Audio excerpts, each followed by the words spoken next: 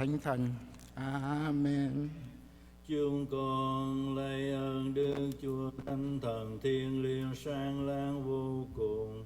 Chúng con xin Đức Chúa Thánh Thần xuống đầy lòng chúng con, là kẻ tin cậy Đức Chúa Trời, và đốt lửa kính mến Đức Chúa Trời trong lòng chúng con.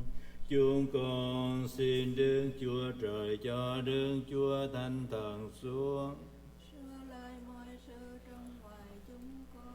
Chúng con cầu cùng Đức Chúa Trời, xưa đã cho Đức Chúa Thánh Thần xuống soi lòng dạy dỗ các thánh tông đồ, thì rày chúng con cũng xin Đức Chúa Trời cho Đức Chúa Thánh Thần lại xuống, an ủi dạy dỗ chúng con làm những việc lành, vì công nghiệp vô cùng Đức Chúa Giêsu Kitô là Chúa chúng con.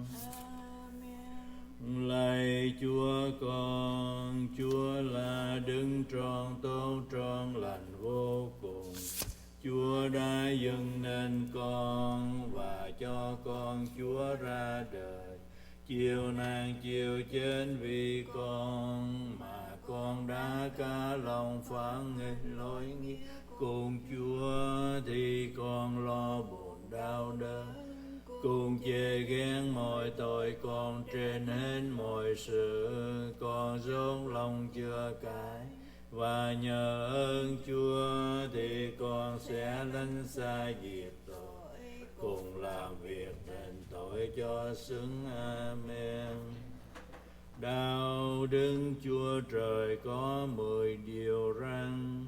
Thứ nhân thờ phượng một Đức Chúa Trời và kính mến người trên hết mọi sự. Thứ hai, chớ kêu tên Đức Chúa Trời vô cớ. Thứ ba, giữ ngày Chúa Nhật. Thứ bốn, thao kính cha mẹ. Thứ năm, chớ giết người. Thứ sáu, chớ làm sự tham dụng. Thứ bảy, chớ lấy của người.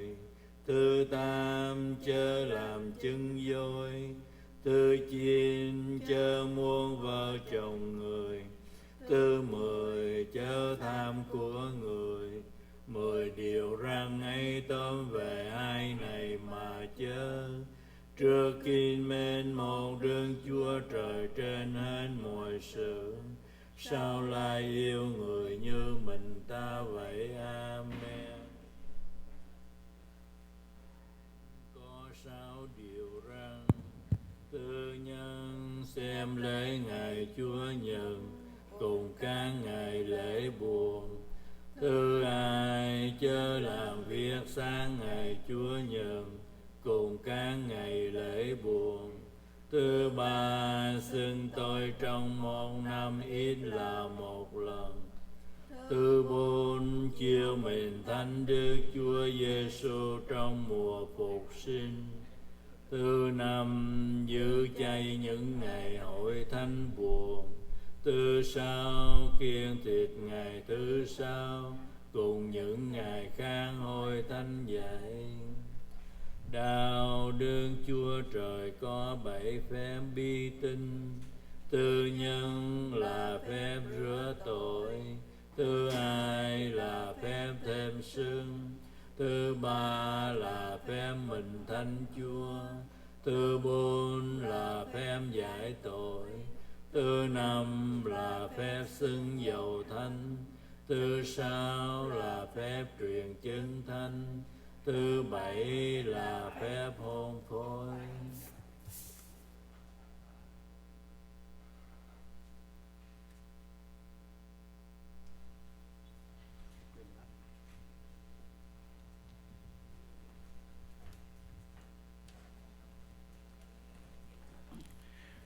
Kính thưa quý ông bà và anh chị em, con xin được phép được rao ý lễ.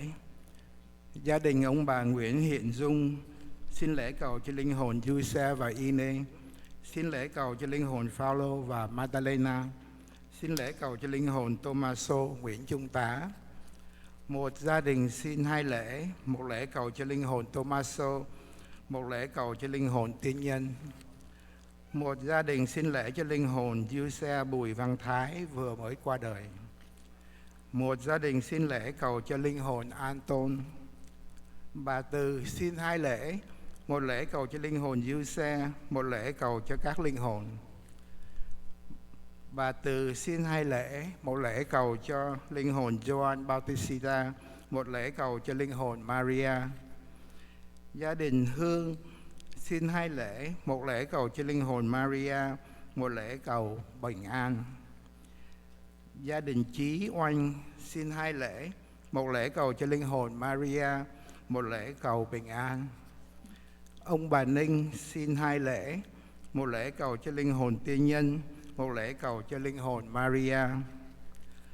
Một gia đình xin một lễ cầu cho linh hồn Gioan Bautista, một lễ cầu cho các linh hồn nơi luyện ngục. Một gia đình xin một lễ cầu cho linh hồn Gioan Bautista nhân ngày giỗ. Ông bà Hoa Thịnh xin một lễ tạ ơn. Một gia đình xin một lễ cầu cho linh hồn Maria Trần Thị Vóc mới qua đời. 2 lễ cầu cho 2 linh hồn Domenico, một lễ cầu cho linh hồn Rosa Maria. Mai Nguyễn, con xin lễ tạ ơn Chúa, Đức Mẹ, Thánh Giuse và cha Francisco. Gia đình Cương Minh xin một lễ cầu cho linh hồn Andre, một lễ cầu bằng an cho gia đình. Anh chị Duyên và Ngân xin một lễ cầu cho linh hồn Anna Hồ Thị Nơi.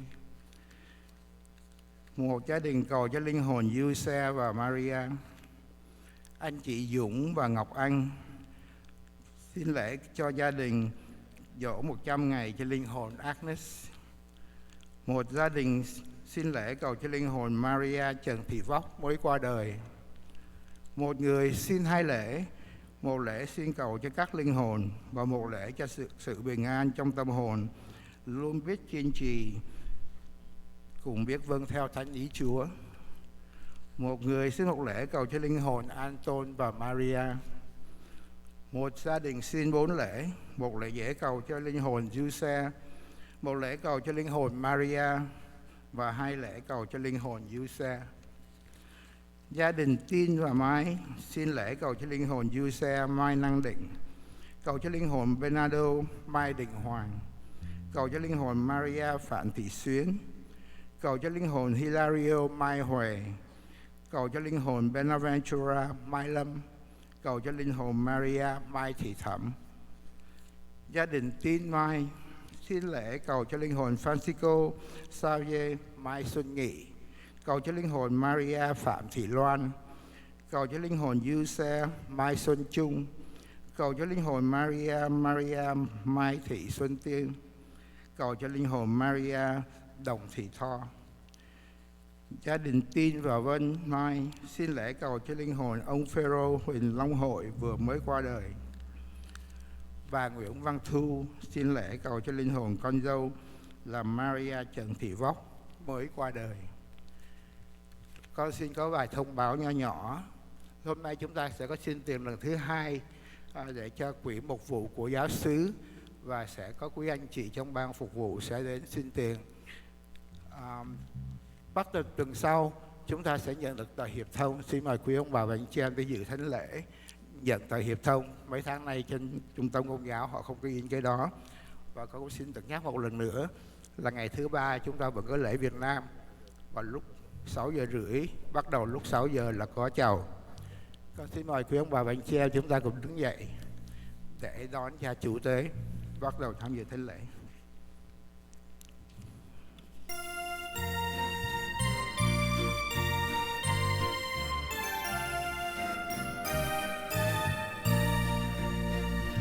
Về đây muôn người, về đây chung tiếng ngợi ca, muôn đời hát khen Chúa Trời.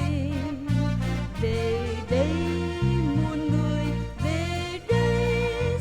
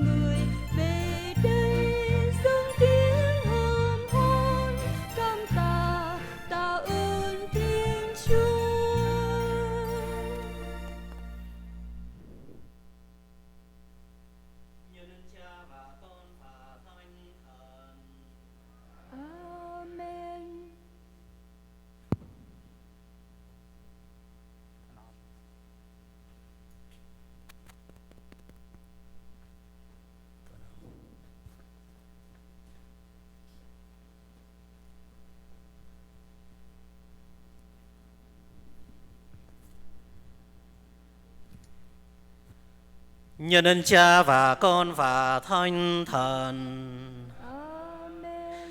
Nguyện xin ân sủng và bình an của Thiên Chúa Cha chúng ta và của Đức Giêsu Kitô ở cùng anh chị em.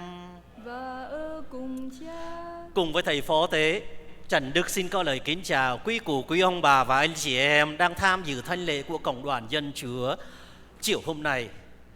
Trong thánh lễ này chúng ta cũng hợp với quý ông bà và anh chị em có người thân vừa mới qua đời và những linh hồn được xin trong thánh lễ hôm nay dịp lễ dỗ. Xin Chúa ban cho tất cả các linh hồn đã qua đời được hưởng nhan Thánh Chúa, và cùng một lúc cũng xin Chúa nâng đỡ, an ủi và ban sức mạnh cho các gia đình có người thân vừa mới qua đời. Và xin Chúa cũng ban những ơn mà anh chị em trong cộng đoàn chúng ta xin chúng ta hiệp dâng trong thánh lễ này để cử hành mầu nhiệm thánh, và đặc biệt để những ý nguyện của chúng ta dâng lên Chúa trong thánh lễ hôm nay được Chúa khứng ban. Và cuối cùng để rước lấy mình Thánh Chúa, chúng ta trước hết giờ đây hãy thành khẩn thống hối lỗi lầm của chúng ta.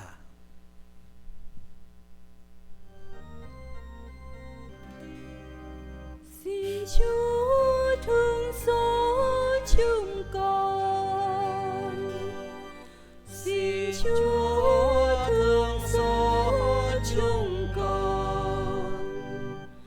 Xin Chúa Kitô thương xót chúng con.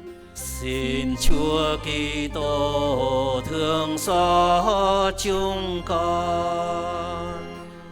Xin Chúa thương xót chúng con.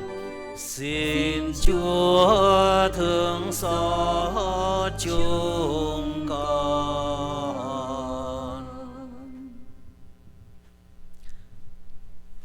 Vinh danh Thiên Chúa trên các tầng trời, và bình an dưới thế cho người thiện tâm. Chúng Con ca ngợi Chúa, chúng con chúc tụng Chúa, chúng con thờ lạy Chúa, chúng con tôn vinh Chúa, chúng con cảm tạ Chúa vì vinh quang cao cả Chúa. Lạy Chúa là Thiên Chúa, là vua trên trời, là Chúa Cha toàn năng. Lạy con một Thiên Chúa, Chúa Giêsu Kitô. Lạy Chúa là Thiên Chúa, là Thiên Chúa, là con Đức Chúa Cha. Chúa xóa tội trần gian, xin thương xót chúng con. Chúa xóa tội trần gian, xin nhầm lời chúng con cầu khẩn. Chúa ngự bên hữu Đức Chúa Cha, xin thương xót chúng con. Vì lạy Chúa Giêsu Kitô, chỉ có Chúa là Đấng Thánh, chỉ có Chúa là Chúa, chỉ có Chúa là Đấng tối cao, cùng Đức Chúa Thánh Thần trong vinh quang. Đức Chúa Cha.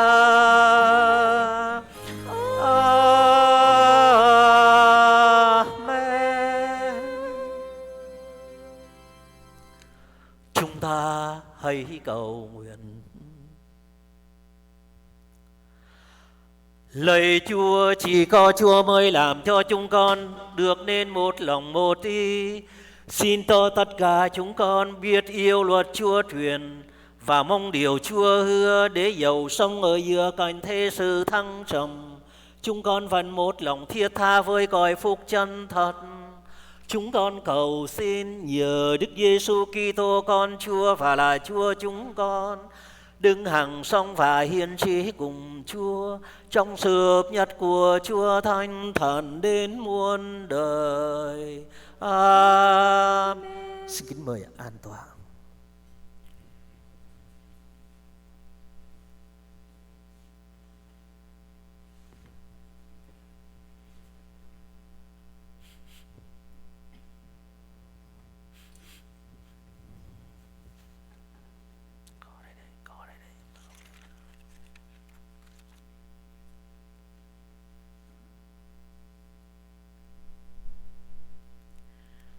Bài trích sách tiên tri Isaiah. Đây Chúa phán cùng Sona, quan cai đền thờ rằng: ta sẽ trục xuất ngươi ra khỏi địa vị ngươi, và ta sẽ cách chức ngươi. Trong ngày đó, ta sẽ gọi đầy tớ ta là Eliakim, con trai Hesia. Ta sẽ lấy áo choàng của ngươi mà mặc cho nó, lấy đai lưng của ngươi mà thắt cho nó, sẽ trao quyền ngươi vào tay nó. Nó sẽ nên như cha các người cư ngụ ở Jerusalem và nhà Juda. Ta sẽ để chìa khóa nhà David trên vai nó sẽ mở cửa và không ai đóng lại được. Nó đóng cửa lại và không ai mở ra được. Ta sẽ đóng nó vào nơi kiên cố như đóng đinh, và nó sẽ trở nên ngai vinh quang nhà cha nó. Đó là lời Chúa.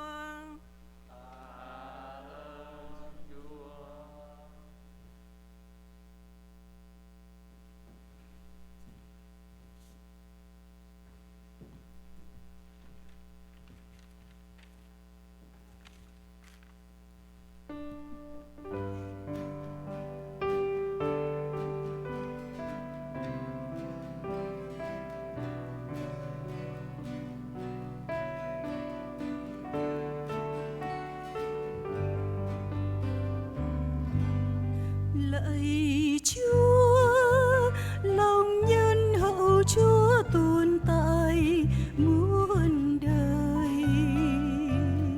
Xin đừng bỏ rơi công của tay Ngài. Lạy Chúa, lòng nhân hậu Chúa tồn tại muôn đời. Xin đừng bỏ rơi công cuộc tay Ngài. Lạy Chúa, con sẽ ca tụng Chúa hết lòng, vì Chúa đã nghe lời miệng con xin. Trước mặt các thiên thần, con đàn ca mừng Chúa. Con sắp mình thờ lạy bên thánh điện Ngài. Lạy Chúa, lòng nhân hậu Chúa tồn tại muôn đời. Xin đừng bỏ rơi công cuộc của Ngài. Và con sẽ ca tụng uy danh Chúa, vì lòng nhân hậu và trung thành của Chúa. Khi con kêu cầu, Chúa đã nhận lời con. Ngài đã ban cho linh hồn con nhiều sức mạnh. Lạy Chúa, lòng nhân hậu Chúa tồn tại muôn đời. Xin đừng bỏ rơi công cuộc tay Ngài. Quả thật Chúa cao cả và thường nhìn kẻ khiêm cung. Còn người kiêu ngạo thì Ngài ngó từ đằng xa. Lạy Chúa,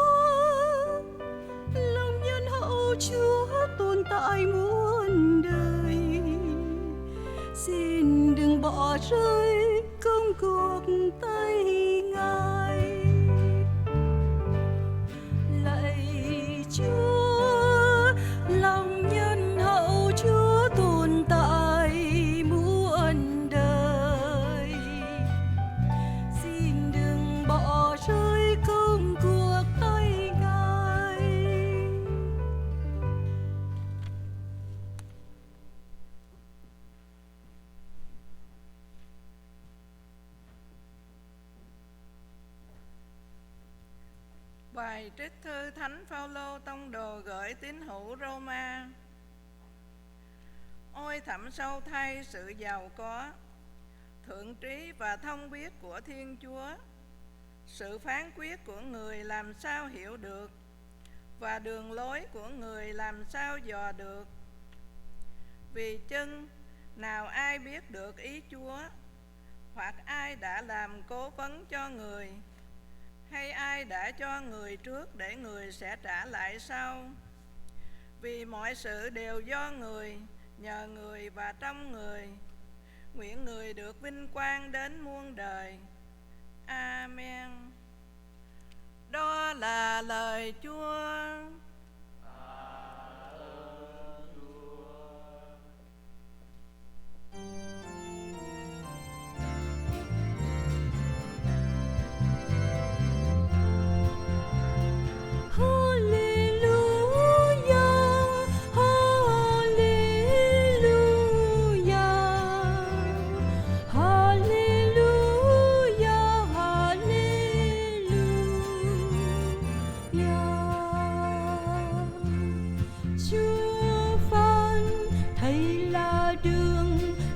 Sự thân và là sự sống, không ai đến đường với Cha mà không qua Thầy. Hallelujah, hallelujah, hallelujah, hallelujah.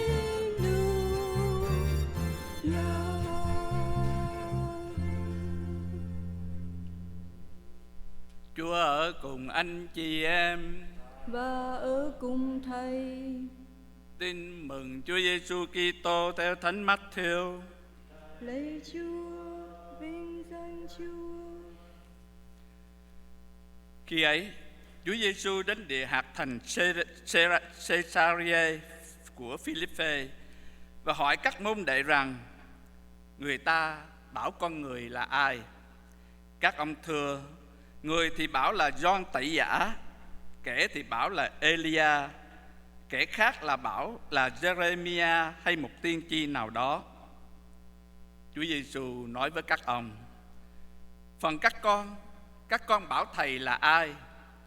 Simon Phêrô thưa rằng: thầy là Đức Kitô, con Thiên Chúa hằng sống.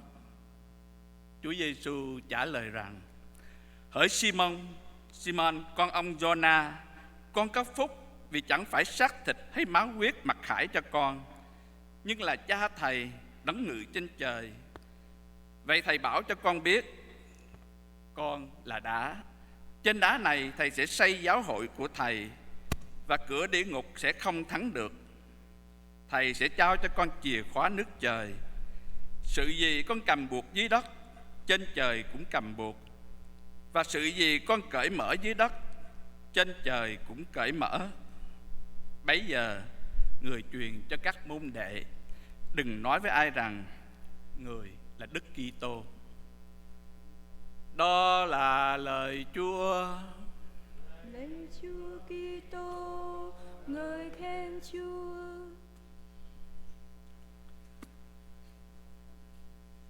Con xin chào cha và ông bà anh chị em. Có một người nhạc sĩ viết một bài hát mà được nhiều người biết đến. Trong đó có câu: mỗi ngày tôi tìm một niềm vui, đường đến anh em, đường đến bạn bè. Hôm nay chúng ta cũng tìm đến một niềm vui, đó là đường đến với Chúa Giêsu Kitô. Khi nhắc đến danh Thánh Kitô thì trong bài tin mừng ngày hôm nay, Thánh Phêrô cũng nhắc tới, cùng nhau nói tới khi người tuyên xưng cái niềm tin với Thầy Giêsu của mình.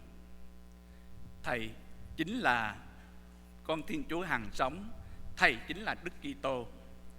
Chính vì cái lời tuyên xưng niềm tin đó mà Chúa Giêsu đã đẹp lòng. Chúa Giêsu đẹp lòng không phải vì Thánh Phêrô đã tự nói lên để cho Chúa vui, mà Chúa Giêsu đẹp lòng là vì cái sự mặc khải, cái niềm tin là món quà mà Thiên Chúa đã ban tặng, và Thánh Phêrô đã đón nhận lấy cái món quà niềm tin đó. và đã sống cho niềm tin đó, và ở cuối đời cũng đã chết cho cái niềm tin đó. Vì vậy trong bài tin mừng ngày hôm nay chúng ta nghe nói sau đó Chúa Giêsu đã đổi tên Simon con ông Giô-na thành Phêrô, có nghĩa là đá.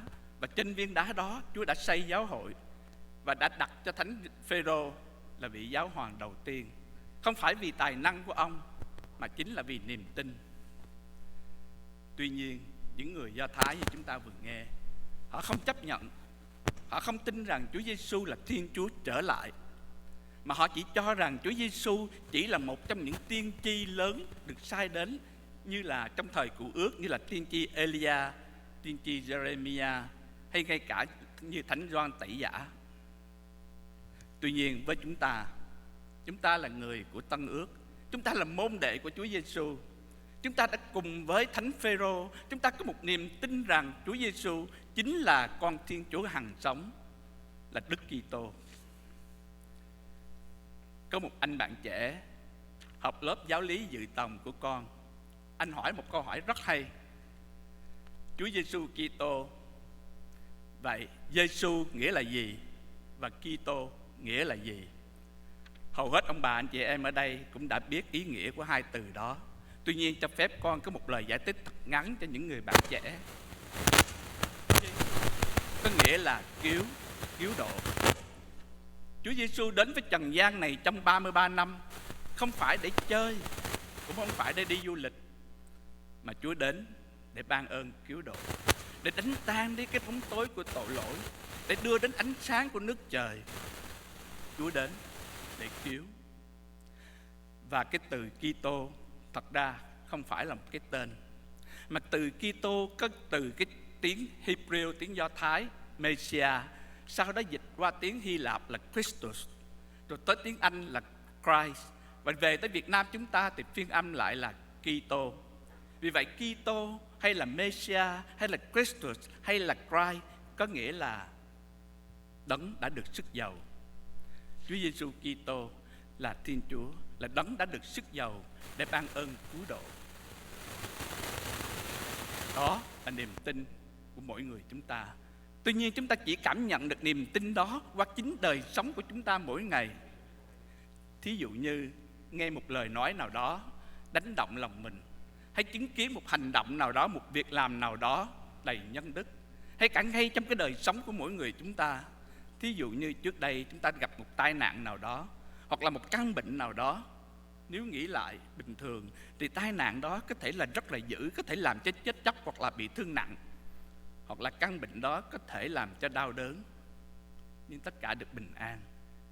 Và chúng ta tạ ơn Chúa. Mà khi tạ ơn Chúa là chúng ta đã tuyên xưng niềm tin của chính mình, niềm tin vào sự quan phòng, và cho chúng ta mặc niệm, cảm niệm được rằng cuộc đời này hoàn toàn bị phi chi phối bởi bàn tay thương yêu và quan phòng của Chúa Giêsu Kitô. Đó chính là niềm tin của chúng ta, và niềm tin đó là hành trang cho chúng ta đi trong cuộc đời này. Để chấm dứt cái bài chia sẻ tin mừng ngày hôm nay, con xin có một câu chuyện ngắn về niềm tin. Có một bà ngoại dạy cho cháu ngoại kinh lạy Cha, nhưng mà là vì người Việt Nam nên bà muốn dạy cho nó kinh việc lạy Cha bằng tiếng Việt Nam. Nhưng thằng bé nó lớn lên, nó sinh ra tại Mỹ, nó đi học mẫu giáo bằng tiếng Anh, do đó ngôn ngữ chính của nó là ngôn ngữ tiếng Anh. Do đó những giờ mà nó học kinh với bà ngoại của nó là những giờ khó khăn và cực khổ vô cùng. Một hôm nó nói với bà ngoại nó không muốn học kinh nữa. Bà ngoại nó năn nỉ và dỗ dành nó cách mấy nó vẫn không chịu. Rồi bà mới nói với nó: cháu có biết không, khi cháu đọc kinh lạy Cha thì có một người ở trên trời đang yêu thương và đang lắng nghe cháu. Thằng bé nó ngạc nhiên, nó hỏi lại: người đó là ai? Bà ngoại nó mới nói: người đó chính là Chúa Giêsu Kitô. Thằng bé không nói gì hết, nhưng kể từ đó về sau nó là siêng năng học kinh với bà nó. Và mỗi lần đọc kinh lạy Cha nó đều rất sốt sắng đọc kinh lạy Cha, vì nó biết rằng dù nó không hiểu Chúa Giêsu Kitô là ai, nhưng trong cái tâm hồn bé bỏng trong trắng của nó tin rằng khi nó đọc kinh lạy Cha là có ít nhất có một người nào đó tên là Chúa Giêsu Kitô đã đến với nó, đã yêu thương nó và đã lắng nghe nó. Một ngày kia bà nó hỏi: cháu có biết là Chúa Giêsu Kitô thương cháu bao nhiêu không? Thằng bé suy nghĩ một hồi mới trả lời: 20. Bà nó ngạc nhiên không biết tại sao nó nói là Chúa Giêsu thương nó 20, mà nó thì không biết cách giải thích. Để rồi một thời gian sau đó, bà nó mới khám phá ra, khi mà nó đi học mẫu giáo, cô giáo dạy nó đếm số, và nó đếm được đến số 20. Đối với thằng bé, con số 20 là con số lớn nhất, là con số tột cùng, không có con số nào lớn hơn con số 20. Và với tâm hồn trong trắng của nó, cái tình thương mà Chúa Giêsu dành cho nó là tình thương của con số 20. Tình thương tột bậc, không có tình thương nào lớn hơn cái tình thương con số 20 của nó. Để rồi dòng đời trôi đi, mỗi ngày mỗi lớn lên, thằng bé nó mới biết rằng con số nó không ngừng lại ở số 20 nữa, mà con số càng ngày càng lớn lên, càng nhiều lên. Và con số thì bất tận, con số không có số cùng. Và qua kinh nghiệm sống của nó, mỗi ngày nó nhận thấy cái tình thương mà Thiên Chúa đã dành cho nó là không còn là một tình thương của con số 20, mà là một tình thương bất tận, một tình thương của con số không tận cùng. Kính thưa ông bà và anh chị em, đó chính là niềm tin của chúng ta và tình thương của Chúa. Lát nữa đây, con và ông bà anh chị em, chúng ta giơ tay cao đọc kinh lạy Cha. Chúng ta đọc kinh lạy Cha không phải để cho nhanh, để cho đúng nghi thức, để cho thấy người ta đọc thì mình đọc theo. Nhưng chúng ta đọc kinh lạy Cha với tất cả niềm tin là Thiên Chúa đang yêu thương, đang lắng nghe chúng ta cầu kinh. Và cái tình thương của là người dành cho chúng ta không phải là tình thương của con số 20, mà là tình thương của bất tận, tình thương của con số không có cùng. Tình thương to lớn của một người đã dám trao đi mạng sống của mình cho người mình yêu. Dù có đại dịch Covid-19 hay không có đại dịch Covid-19, dù có đang khỏe mạnh để tới đây hay là đang đau yếu, xin cho niềm tin của chúng ta vào Thiên Chúa mỗi ngày một được thăng tiến trong hành trình đức tin của con và của ông bà anh chị em. Xin cảm ơn Thầy Phó Tế. Thưa quý ông bà và anh chị em, bài phúc âm hôm nay mà Thầy Phó Tế Trần Đức vừa chia sẻ nói về Chúa Kitô và giáo hội của Ngài được thành lập trên nền tảng các tông đồ đó, mà chúng ta đây là thành phần của giáo hội đó. Hôm nay xin được thông báo để chúng ta cùng cảm tạ Chúa và chúng ta cùng tiếp tục để sống mầu nhiệm của giáo hội, xây dựng cái nhiệm thể của Chúa Kitô của giáo hội ngay trong cái giáo xứ và cộng đoàn dân Chúa của chúng ta đây. Và thành quả về tiền xin có Chủ nhật vừa qua là 4.752 đồng 29 sen. Đó có 112 cái bì thờ, và tiền để gửi qua bưu điện là 8.396 đồng, và những cái tiền khác do sửa tội, do hôn phối vân vân và vân trong tuần qua là 530 đồng, và online giving tức là cho máy đó mà một số quý ông bà và anh chị em đóng góp, cũng như quý vị trong giáo xứ đã đóng góp bằng cái điện tử đó là 4.766. Tổng cộng trong tuần vừa qua tiền thu được là 18.444 đồng 29 cent, và có thêm 1.550 đồng là tiền để collection, có tiền quyên đặc biệt cho một trong cái 10 cái là xin tiền của giáo phận để giúp các sứ truyền giáo cũng như nhu cầu của giáo hội hoàn vũ đó. Và cuối cùng PSC quỹ mục vụ cho đến ngày mùng 17 tháng 8 này có 71.289 đồng 43 cent mà giáo sĩ chúng ta nhận được do sự đóng góp, do công lao hy sinh trong đó của quý ông bà và anh chị em trong cộng đoàn dân Chúa của chúng ta đây. Và chúng ta biết rằng cái quỹ mục vụ, cái Mục tiêu của chúng ta mà giáo phận yêu cầu chúng ta là 115.000. Hy vọng cho đến cuối năm này tất cả cộng đoàn dân Chúa chúng ta cũng như cộng đoàn Mễ cũng như Mỹ sẽ đóng góp cho đủ 115.000. Xin Chúa chúc lành cho quý ông bà và anh chị em một lần nữa, cùng với cha Hiệp, cha Miguel, cha Ismail.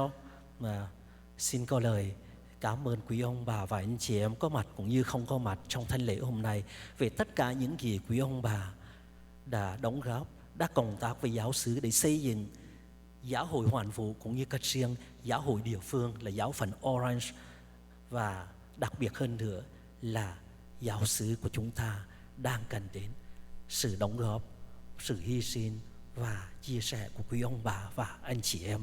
Như nhiều lần tâm tình với quý ông bà và anh chị em là Chúa không thua lòng quảng đại của chúng ta. Xin Chúa chúc lành và trả công bội hậu cho tất cả và gia đình của quý ông bà và anh chị em. Và giờ đây chúng ta đứng lên để tuyên xưng đức tin. Tôi tin kính một Thiên Chúa là Cha toàn năng, đấng tạo thành trời đất, muôn vật hữu hình và vô hình. Tôi tin kính một Chúa Giêsu Kitô, con một Thiên Chúa, sinh bởi Đức Chúa Cha từ trước muôn đời. Người là Thiên Chúa bởi Thiên Chúa, ánh sáng bởi ánh sáng, Thiên Chúa thật bởi Thiên Chúa thật, được sinh ra mà không phải được tạo thành, đồng bản thể với Đức Chúa Cha, nhờ người mà muôn vật được tạo thành.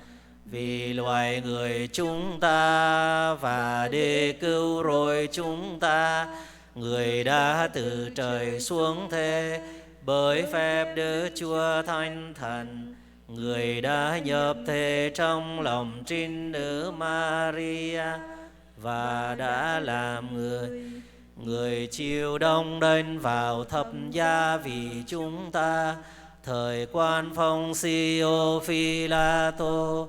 Người chịu khổ hình và mai táng, ngày thứ ba người sống lại như lời thánh kinh. Người lên trời ngự bên hữu Đức Chúa Cha, và người sẽ lại đến trong vinh quang để phán xét kẻ sống và kẻ chết. Nước người sẽ không bao giờ cùng. Tôi tin kính Đức Chúa Thánh Thần là Thiên Chúa và là Đức ban sự sống, người bởi Đức Chúa Cha và Đức Chúa Con mà ra. Người đưa phụng thờ và tôn vinh cùng Đức Chúa Cha và Đức Chúa Con. Người đã dùng ca tiên tri mà phán dạy. Tôi tin Hội Thánh duy nhất, Thánh thiện, công giáo và tông truyền. Tôi tuyên xưng có một phép rửa để ta tội. Tôi trong đời kẻ chết sống lại và sự sống đời sau. Amen.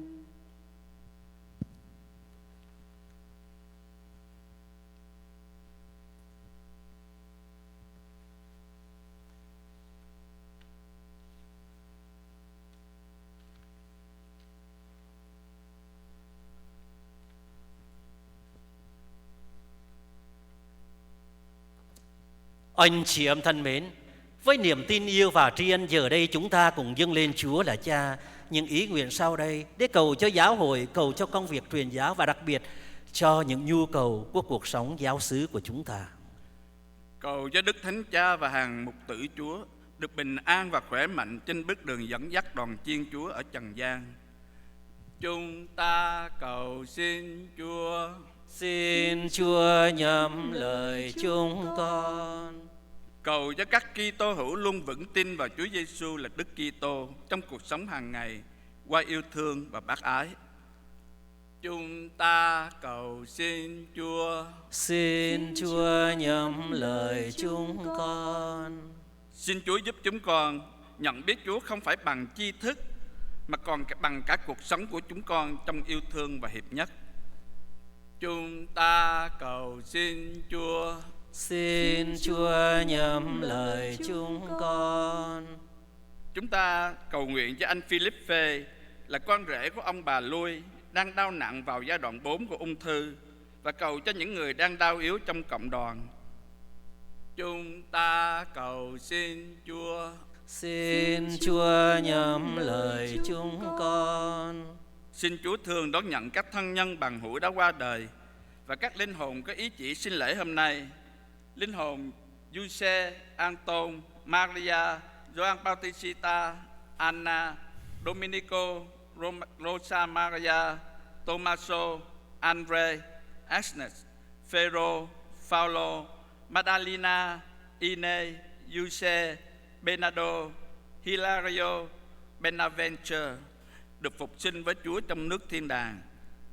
Chúng ta cầu xin Chúa. Xin Chúa nhậm lời chúng con.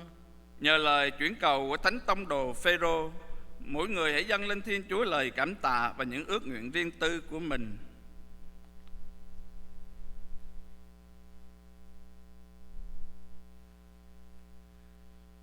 Chúng ta cầu xin Chúa. Xin Chúa nhậm lời chúng con. Lạy Chúa là Cha từ ái, xin Cha thương nhậm lời những lời nguyện thành tâm vừa dâng lên và giúp niềm tin của chúng con càng ngày thêm vững mạnh, để can đảm tuyên xưng Đức Kitô chính là con Thiên Chúa hằng sống. Chúng con cầu xin nhờ Đức Kitô Chúa chúng con. Amen. Hôm nay các xin tiền lần thứ 2 để giúp cho các mục vụ của giáo phận.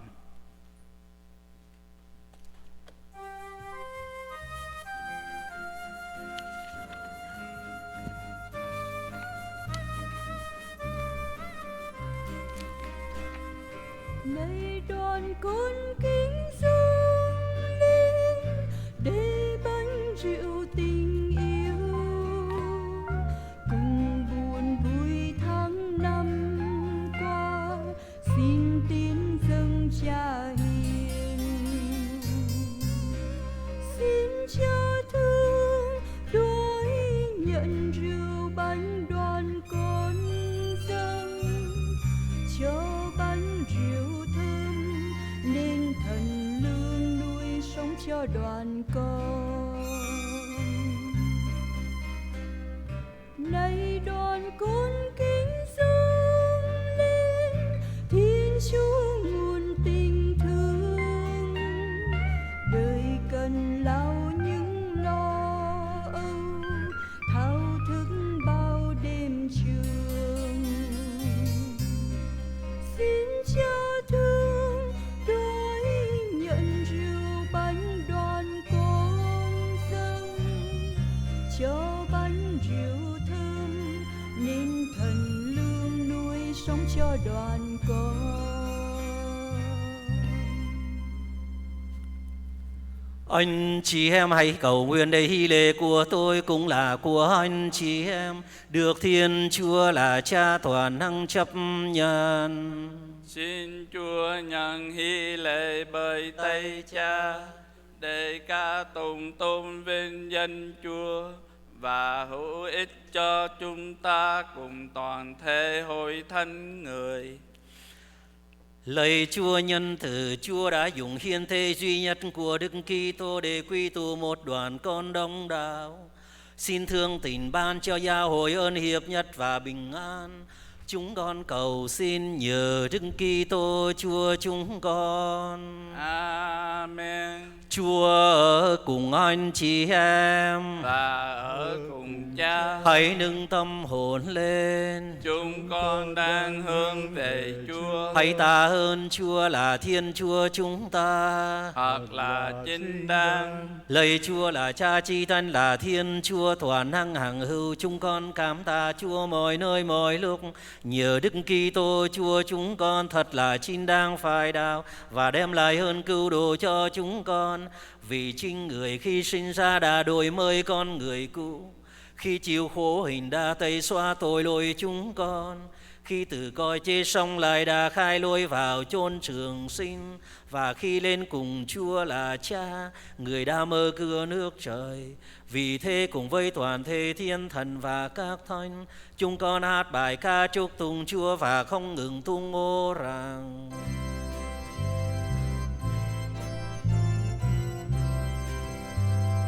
Thánh, Thánh, Thánh, Chúa là Thiên Chúa các đạo binh, trời đất đầy vinh quang Chúa, hoan hô Chúa trên các tầng trời, chúng tùng đấng đến hiện danh Chúa, hoan hô Chúa trên các tầng trời. Lạy Chúa, Chúa thật là Đức Thánh, là nguồn mọi sự thánh thiện. Vì thế chúng con nài xin Chúa dùng ơn Thánh Thần Chúa thanh hóa những của lễ này, để trở nên cho chúng con mình và máu Đức Giêsu Kitô Chúa chúng con. Khi tự nguyện nộp mình chịu khổ hình người, cầm lấy bánh tạ ơn bẻ ra và trao cho các môn đệ mà nói: tất cả các con hãy nhận lấy mà ăn, vì này là mình Thầy sẽ bị nộp vì các con.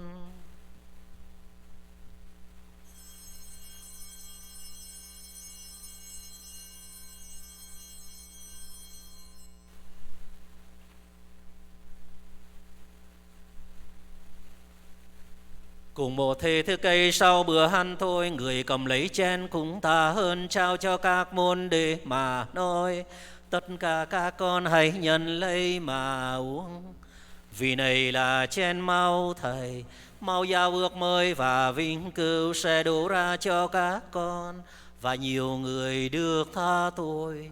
Các con hãy làm việc này mà nhớ đến Thầy.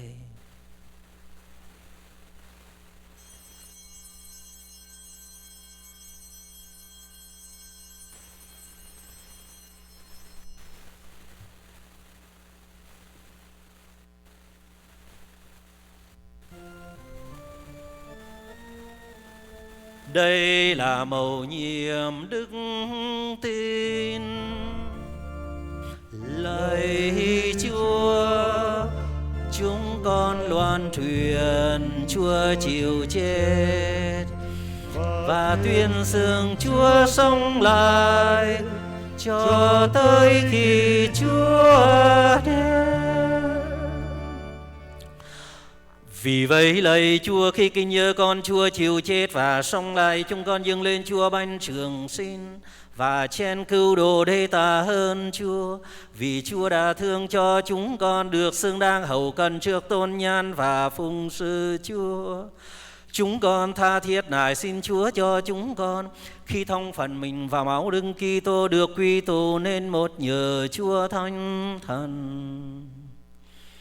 Lạy Chúa, xin nhớ đến hội thánh Chúa lan rộng khắp hoàn cầu, để kiện toàn hội thánh trong đức mến cùng với tôi tớ Chúa là Đức Thánh Cha Francisco, các đức giám mục Kevin, Timoteo và Thomas Thái Thần, và toàn thể hàng giám mục và giáo sĩ.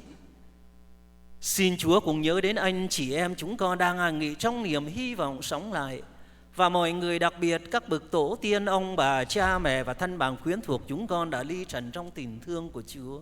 Xin cho hết thảy được vào hưởng ánh sáng tôn nhan Chúa, các riêng các linh hồn vừa mới qua đời và các linh hồn anh chị em trong cộng đoàn chúng con xin cầu nguyện cho trong thánh lễ hôm nay. Chúng con nài xin Chúa thương xót cho tất cả chúng con, cho chúng con được đồng hưởng sự sống đời đời cùng với Đức Trinh Nữ Maria rất thánh mẹ Thiên Chúa, thánh cả Giuse bản trăm năm của Ngài, các thánh tông đồ, các thánh tứ đạo Việt Nam và toàn thể các thánh đã sống đẹp lòng Chúa qua mọi thời đại. Và cùng với các ngài xin cho chúng con được ca ngợi và tôn vinh Chúa nhờ Đức Giêsu Kitô con Chúa.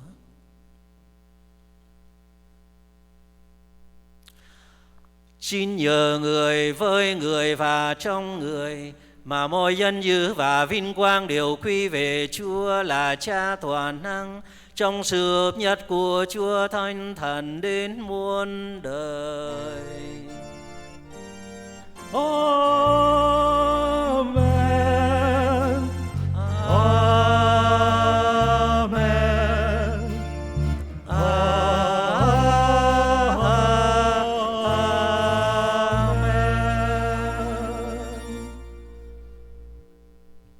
Và giờ đây chúng ta dâng lên Thiên Chúa là Cha lời kinh mà Chúa Giêsu con một Ngài đã dạy chúng ta. Lạy Cha chúng con ở trên trời, chúng con nguyện danh Cha ca sang, nước Cha trị đến, ý Cha thể hiện dưới đất cũng như trên trời. Xin Cha cho chúng con hôm nay lương thực hàng ngày, và tha nợ chúng con như chúng con cũng tha kẻ có nợ chúng con. Xin chớ để chúng con sa chưa cam dỗ, nhưng cứu chúng con cho khỏi sự dữ. Lạy Cha xin cứu chúng con khỏi mọi sự dữ. Xin đoái thương cho những ngày chúng con đang sống được bình an. Nhờ Cha rộng lòng thương cứu giúp chúng con sẽ luôn luôn thoát khỏi tội lỗi và được an toàn khỏi mọi biên loạn. Đang khi chúng con mong đợi niềm hy vọng hồng phúc và ngày trở lại của Chúa Giêsu Kitô, đừng cứu độ chúng con. Vương quyền, Uy lực và vinh quang là của Chúa đến muôn đời. Lạy Chúa Giêsu Kitô, Chúa đã nói với các tông đồ rằng Thầy để lại bình an cho các con, Thầy ban bình an của Thầy cho các con. Xin đừng chấp tội lỗi chúng con, nhưng xin nhìn đến đức tin của Hội Thánh Chúa. Xin đoái thương ban cho Hội Thánh được bình an và hợp nhất theo thánh ý Chúa. Chúa hằng sống và hiển trị muôn đời. Amen. Bình an của Chúa hằng ở cùng anh chị em. Và ở cùng Cha. Ông bà anh chị em chúng ta hãy chúc bình an cho nhau.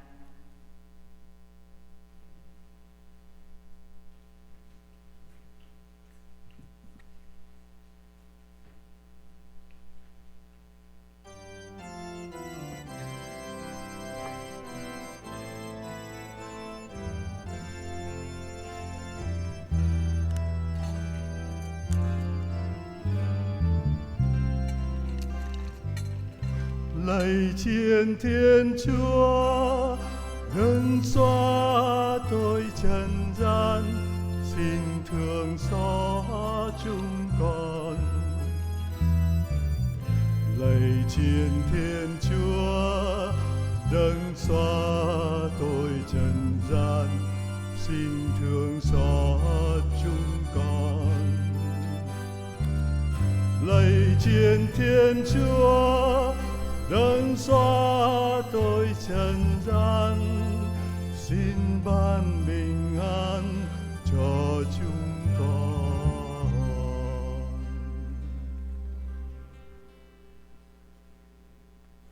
Lạy Chiến Thiên Chúa, đây đừng xóa tội trần gian, phúc cho ai được mời đến dự tiệc Chiến Thiên Chúa. Lạy Chúa, con chẳng đang Chúa ngự vào nhà con, nhưng xin Chúa phán một lời thì linh hồn con sẽ lành mạnh.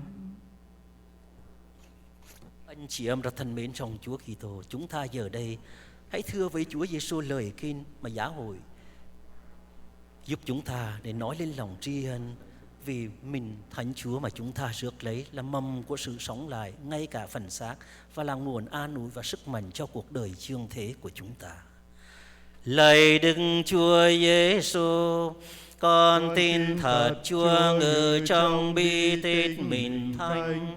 Con yêu mến Chúa trên hết mọi sự, cùng ước ao rước Chúa vào linh hồn con. Nhưng bởi vì bây giờ con không thể rước Chúa được, thì xin Chúa ngự vào linh hồn con cách thiêng liêng. Chẳng khác gì như con được rước Chúa thật. Con xin đón rước Chúa, cùng kết hợp làm một với Chúa cho trọn. Xin Chúa đừng để con lìa bỏ Chúa bao giờ. Amen.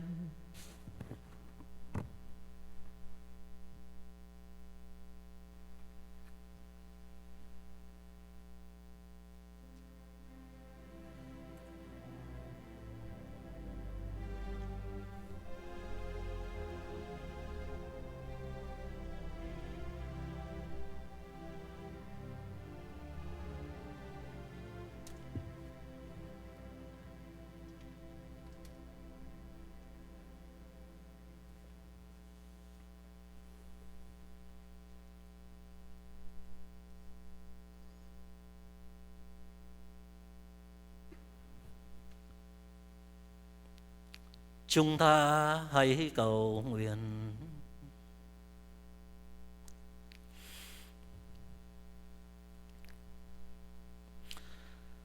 Lạy Chúa, xin cho chúng con được hưởng trọn ơn cứu chuộc Chúa đã thương ban, để chúng con ngày càng thêm vững mạnh và hăng say nhiệt thành.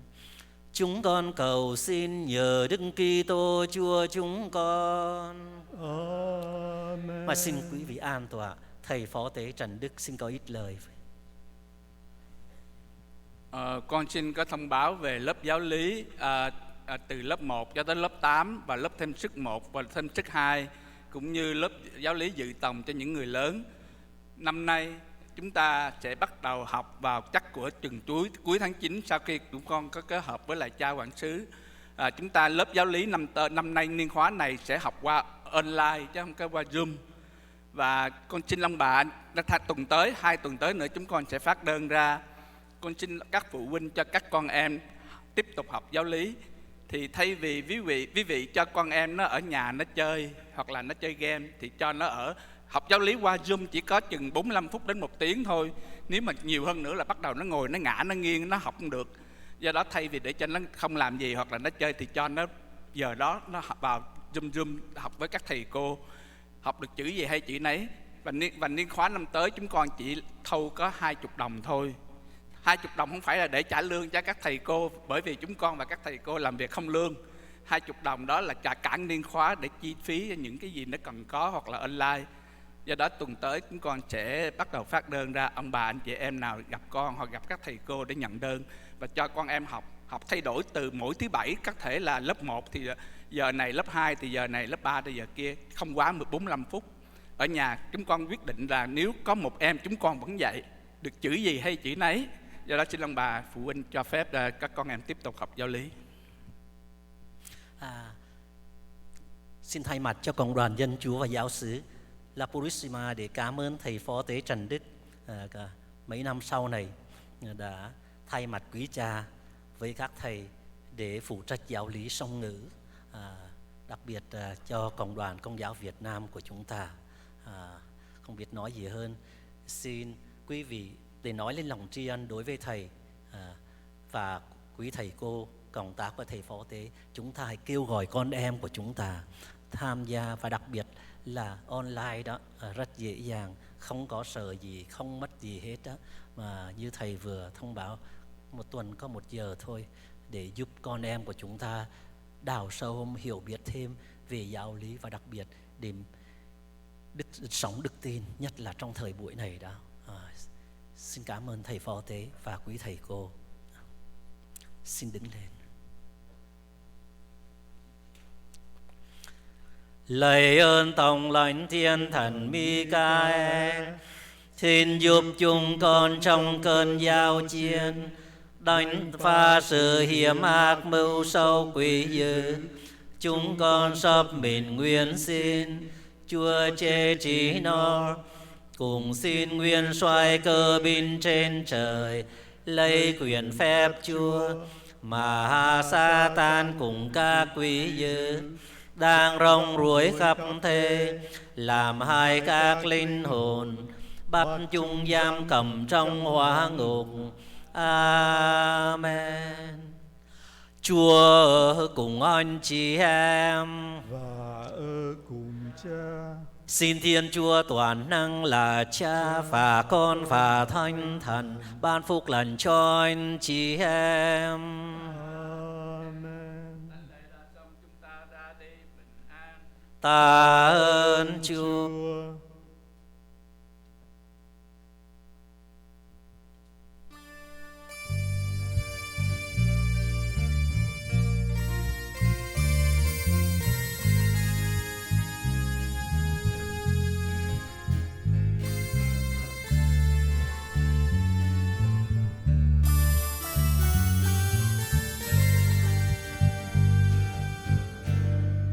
Ngày đó chiều nắng vàng trên đồi gỗ tha vắng, chiều đó có ai cô đơn chết vì yêu, yêu nhân trần tội lỗi, yêu con người đắm đuối chết đớn đau u sầu.